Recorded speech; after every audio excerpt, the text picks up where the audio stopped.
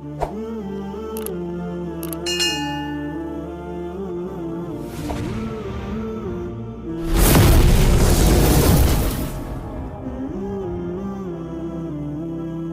باللہ من الشیطان الرجیم بسم اللہ الرحمن الرحیم۔ آج ہم جس موضوع پر بات کریں گے وہ ہے اسلامی تہذیب کی تشکیل میں خواتین کا کردار۔ آج کے معاشرے میں جہاں مختلف نظریات اور تصورات کی کشمکش جاری ہے، وہاں اسلامی تہذیب کی حفاظت اور اس کی تشہیر ایک اہم اور بنیادی ضرورت بن چکی ہے۔ اسلامی تاریخ اور تہذیب میں خواتین کا کردار نہایت اہم اور بنیادی رہا ہے۔ انبیاء کرام اور ائمہ معصومین علیہ السلام کی سیرت میں ہم دیکھتے ہیں کہ مخدرات اسلام نے نہ صرف دین کی تبلیغ و ترویج میں حصہ لیا، بلکہ عملی طور پر معاشرے کی تربیت اور تہذیب کی تشکیل میں بھی ایک نمایاں کردار ادا کیا۔ لیکن افسوس کے ساتھ کہنا پڑتا ہے کہ تاریخ میں خواتین کو ان کے اصل میدان عمل سے باہر رکھا گیا۔ یہ محرومی آج بھی کسی نہ کسی شکل میں موجود ہے۔ معاشرتی اور ثقافتی پابندیاں، ماحول، رسم و رواج اور بعض اوقات خود خواتین کی طرف سے بھی کوشش نہ کرنے کی وجہ سے وہ دین کے حقیقی میدان سے دور رہتی ہیں۔ در حقیقت یہ میدان نہ صرف مردوں کے لیے مخصوص ہے اور نہ ہی اس کا مطلب ہے کہ خواتین کا کام صرف گھریلو امور تک محدود رہے۔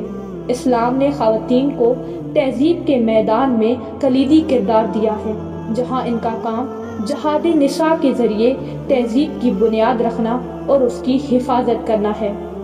تہذیب دراصل معاشرے کی وہ آغوش ہے جس میں انسان کی شخصیت پروان چڑھتی ہے۔ جیسے ایک جسم رحم مادر میں پرورش پاتا ہے، اسی طرح انسان کی شخصیت بھی تہذیب کی گود میں بنتی ہے۔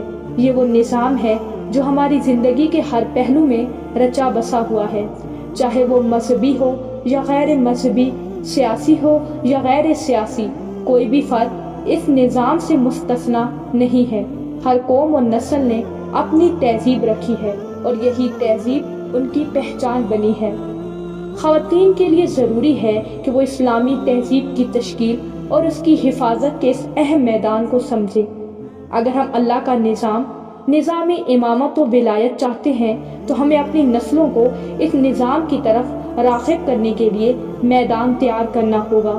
خواتین کی یہ ذمہ داری بنتی ہے کہ وہ اسلام، تشیع، سیرت اہل بیت علیہ السلام اور بالخصوص سیرت حضرت فاطمہ الزہرا سلام اللہ علیہا کو اپنے گھروں، محلوں اور گلیوں کی روزمرہ کی تہذیب کا حصہ بنائیں۔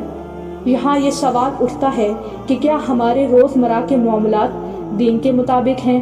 کیا ہمارے اعمال اللہ کے فرمان کے مطابق انجام پا رہے ہیں؟